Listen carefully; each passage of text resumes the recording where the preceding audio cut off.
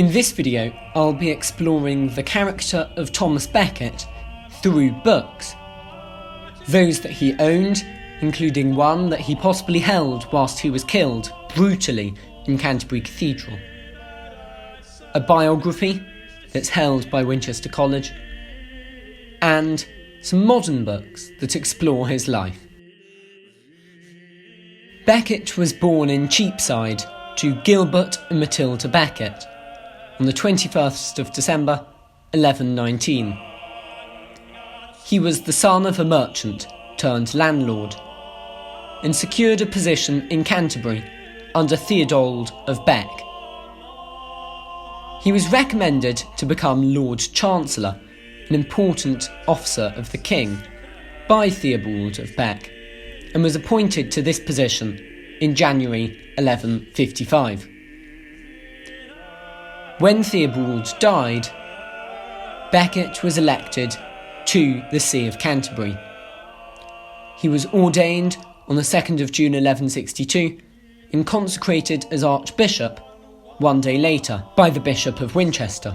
Becket stops being Henry II's friend and ally and is exiled to France when he refuses to agree to the constitutions of Clarendon, an agreement that would mean less clerical independence. Pope Alexander III demanded mediation and didn't fall behind Becket. Henry II offered a compromise and Becket returned to England. Henry probably didn't say, "Will no one rid me of this turbulent priest?" but these words are reported.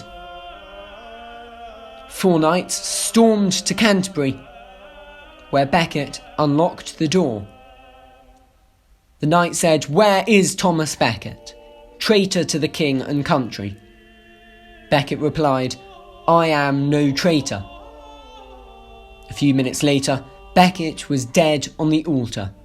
This was the 29th of December, 1170. 3 years later, on the 21st of February, 1173, he had been canonised by Alexander III. Becket's relics were hugely popular. There was a lack of medicine, so relics generally were popular. They were believed to be saturated with the Holy Spirit, an intermediary between God and the lay person. Many relics of Becket were preserved. This casket in the V&A, note the Limoges enamelling, was designed to hold one of them.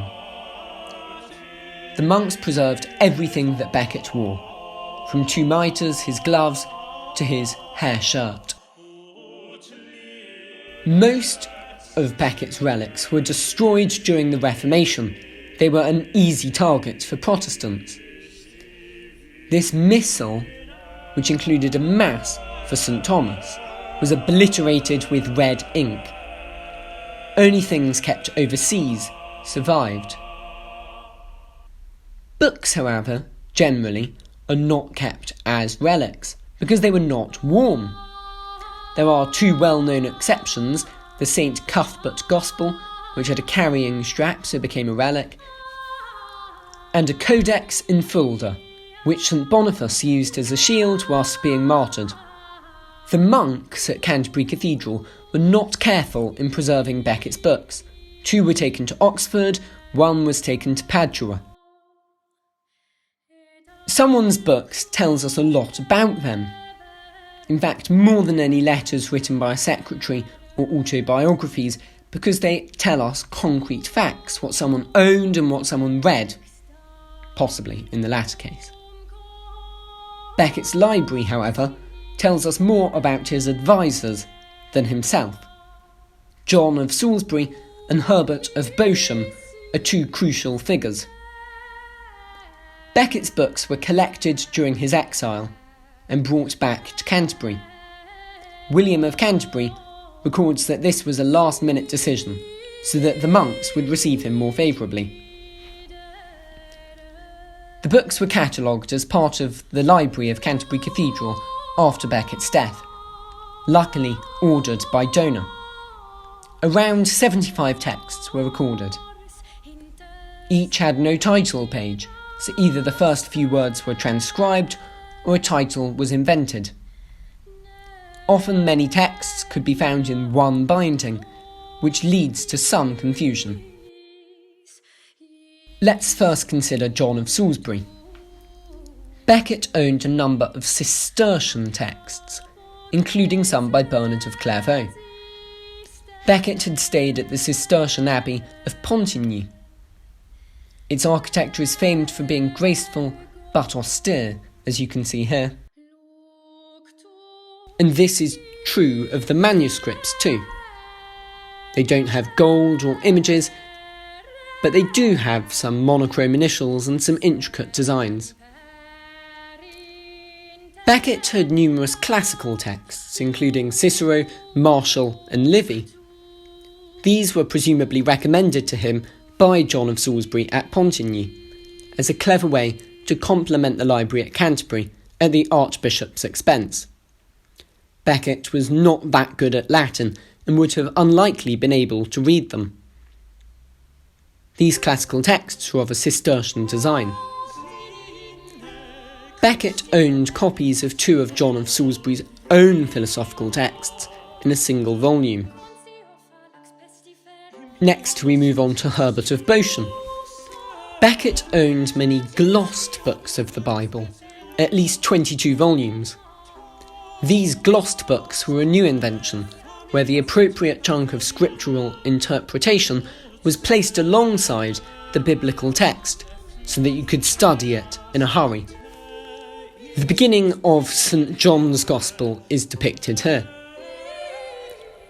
The glossed books are heavily decorated, with gold and images reflecting the extravagant taste of Becket and Beauchamp. The hasty nature of the glossed books reminds us that Becket was insecure in his position. He was ill-prepared for such a position. There are also a few books in Becket's library that might have been from his youth, an out-of-date glossed Psalter, and numerous books on mostly Roman law. Becket had studied canon law in Bologna and Auxerre in his youth. There is another exception to the not relic rule of books. This was discovered recently. It's manuscript 411 in the Parker Library at Corpus Christi College, Cambridge. At the end of the text, there is a 16th century note. It reads, "This psalter, in boards of silver gilt and decorated with jewels, was once that of M, Archbishop of Canterbury, and eventually came into the hands of Thomas Becket, once Archbishop of Canterbury, which is recorded in the old inscription." This note says that the book was owned by Becket, but this has been dismissed as, quote, "almost certainly a complete fiction," as recently as 2013. Such a fiction would have been out of fashion, however, to invent in the Elizabethan era when it must have been done. The note mentions the old inscription, but no such inscription survives. The original front leaf is missing, and the binding was from July 1750. The inscription may have been copied onto another page for posterity if the front page was loose at the time. The book probably made its way to Cambridge during the late 16th century, when Matthew Parker, Archbishop of Canterbury, saved books in Canterbury from the Reformation. Parker had conflictions over Becket. He was obliged to suppress the cult, but his authority derived from an unbroken chain of archbishops. The salvation of this book was not guaranteed, although Parker did save many others. Perhaps ownership by Becket tipped the balance. The volume has 146 leaves and all 150 psalms. It is for personal and not liturgical use. There's no calendar, unlike in later psalters, and it contains other texts, both biblical, such as the Song of Isaiah, and not, such as the Pater Noster, the Lord's Prayer. All of the texts are in Latin, one of the three sacred languages, because it had been used above the cross at the crucifixion. The book is written in a neat, legible, round script, Caroline minuscule. It has decorative borders and several large interlaced initials, filled in the Franco-Saxon style, which was prevalent in France but had its origins in Ireland. These duck-like monsters are characteristic of the Franco-Saxon style. The manuscript was probably made in Canterbury around the turn of the millennium, that is 1000, not 2000, despite its French style. A prayer talks about St. Augustine being sent by Gregory the Great, which indicates otherwise. The intense blue in this border, as revealed by spectroscopy, is Egyptian blue, a colour made exclusively in ancient Egypt by fusing sand with calcium and copper compounds at high temperatures. The only instances of Egyptian blue in other Anglo-Saxon manuscripts were from Canterbury. The monks must have had an original antiquity from which they scraped the glaze, ground it up, and used it as pigment. The book is described in a sacrist's roll. A textus with the Psalter of St. Thomas, bound in silver gilt, decorated with jewels, around the edges with an ivory, that is walrus, not elephant tusk, majesty, i.e. Christ enthroned in glory, holding a book in the centre, and 4 sculpted evangelists, presumably in metal. Tego tegere texi textum, to cover in Latin. This therefore refers to the cover of the book, but it was commonly used to describe a relic. There was a trend for Limoges enamels during Becket's lifetime, therefore this book must have been earlier.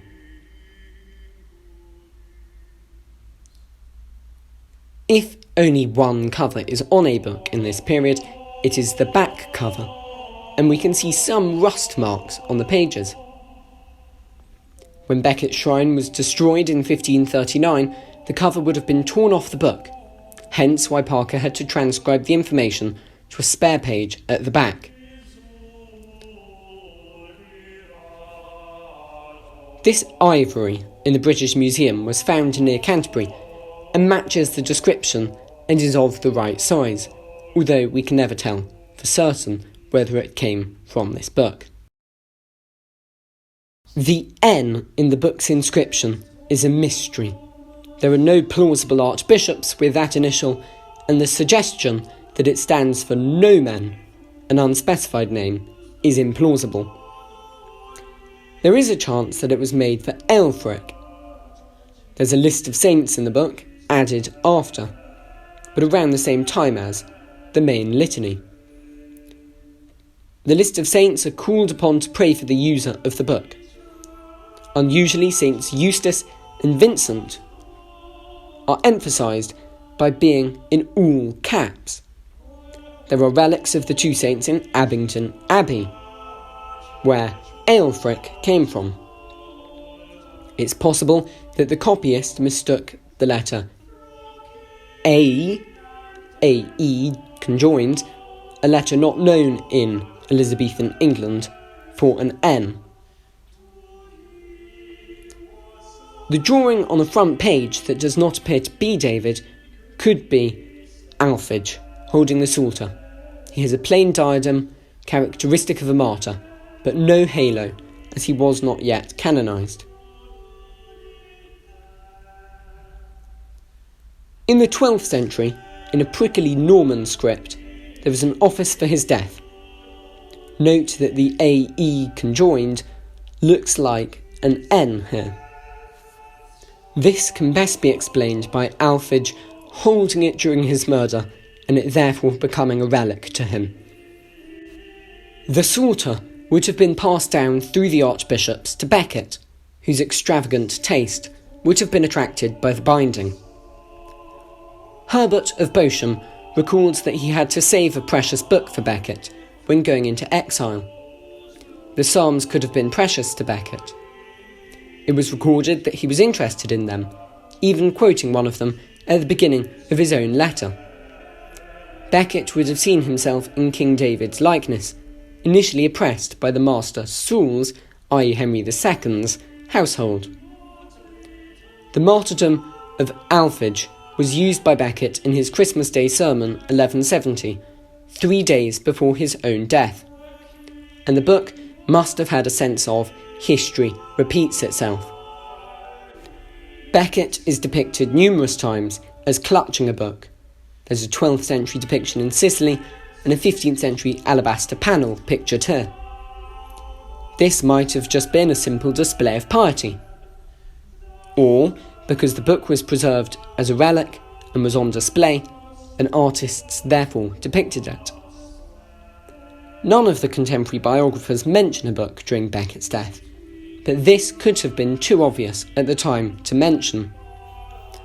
Two of the biographers, William Fitzstephen and one who wasn't present, recall that Becket's last words were to commend his soul into the care of St. Alphege. William of Canterbury says it was patrons of this church. And now we move on to William of Canterbury's biography of Thomas Becket. It's manuscript number 4 at Winchester College.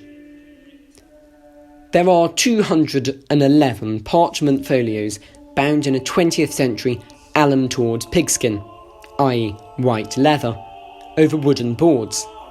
It is 30 centimetres high. The book is entitled The Life and Miracles of Thomas Becket and comes from around 1190 to 1200. The collection of miracles is 3 times the length of the life. The biography of Becket, although not necessarily the miracles, were written after his canonisation, so they were not to persuade Alexander III in that regard. William joined the monks of Canterbury after Becket had fled England in 1164, because of the constitutions of Clarendon. William only met the Archbishop upon his return from exile in November 1170, when he was ordained a deacon. William was one of 9 medieval authors to write a full biography of Becket, but only one of 4 authors to have witnessed his death. This is the only complete version of William's account. William sets out his purpose in writing after this initial. It's of an archbishop, possibly Becket. He wanted to inspire readers by the struggle of the, quote, strong athlete. Like Thomas, readers should not flee from the challenge of God, but enter into his stadium. An inventory of the library at Winchester College describes it as ex dono domini fundatoris. It must have therefore been given by William of Wykeham, the founder of the college, to Winchester College upon his death in 1404. The biography contains a few rare passages of early Middle English, which only survive in the college's copy. William reports that the mother of Hugh de Morville, one of the assassins, spoke in English. This is the only piece of evidence of early 12th century Anglo-Norman aristocracy speaking English. William only shows that one woman spoke in such a way and provides no evidence to justify that she actually did. It could reasonably be fiction. Indeed, William says, as it is said afterwards, and unusually provides no further context. Because this evidence is not particularly reliable, and there are no other pieces of evidence known, it is unlikely that the Anglo-Norman elite did speak English at this time, but nonetheless, it is interesting to investigate. In my opinion, this manuscript is the most important document in the school's collections. And now we move on to the modern day. John Guy's biography of Thomas Becket, I am told, is very good. The British Museum catalogue, after an exhibition, most certainly is very good, and mostly explores Becket's cult after his death. The book In the Cathedral, by Christopher de Hamel, was a seminal work exploring the manuscript that Becket possibly held when he died. Thank you for watching this video. If you have enjoyed it, please go to my website godtress.wixsite.com/cornucopia, where you can find much more content.